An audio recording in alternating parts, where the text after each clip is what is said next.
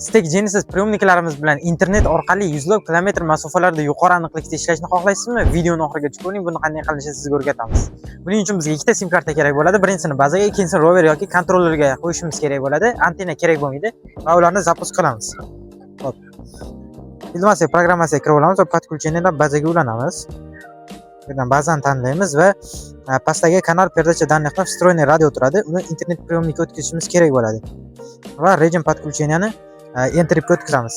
Va bu yerdan entrip sozlamalarni kirgizishimiz kerak bo'ladi. Bu yerdan entrip sozlamalarni добавить qilamiz. Buni Telegram kanalimizdan yuklab olishingiz mumkin. Telegram kanalimizdan olib kirgizib bu yerga применить qilamiz va o'zi tushadi. Va bu yerdan sim karta qo'yganligimiz sababli sim kartani tanlaymiz. Sim kartani qo'ydik, sim kartani tanladik va auto APN ni yoqib qo'yamiz. Bu yerdan nastroykalarni bir qator ko'zdan kechirib chiqamiz. To'g'riligiga ishonch hosil qilgandan keyin hop bu yerdan передача tugmasini bosishimiz kerak bo'ladi. Stopni bosamiz va keyin передачani bosamiz. Bazamiz internet priyomnik orqali, ya'ni sim karta orqali zapusk bo'ldi. Endi roverimizni ham xuddi shu usulda zapusk qilib olishimiz kerak bo'ladi. Xo'p, mana ba'zan joy bizga kerak emas. Xo'p, endi roverga ulanib olamiz.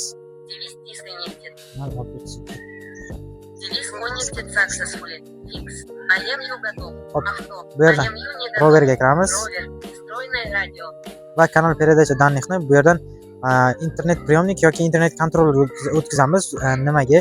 Agar sim kartani priyomnikka qo'ygan bo'lsa, internet priyomnikka, agar sim kartani kontrollerga qo'ygan bo'lsa, internet kontrollerga tanlaymiz. Hozir internet bizda kontrollerda bo'lgani uchun internet kontrollerni tanlaymiz.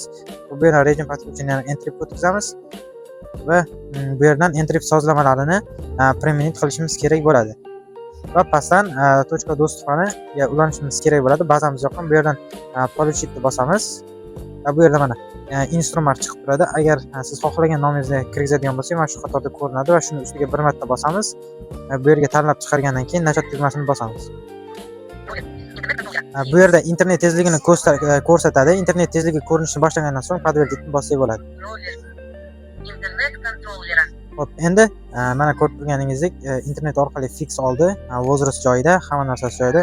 Endi bemalol syomkalarimizni davom ettirishimiz mumkin. Bu usulda faqat internet yaxshi ishlaydigan joylarda ishlashni tavsiya qilamiz. Yana qo'shimcha savollaringiz bo'lsa, kommentariyada yozib qoldiring. Bizni yo'qotib qo'ymaslik uchun bizga obuna bo'ling.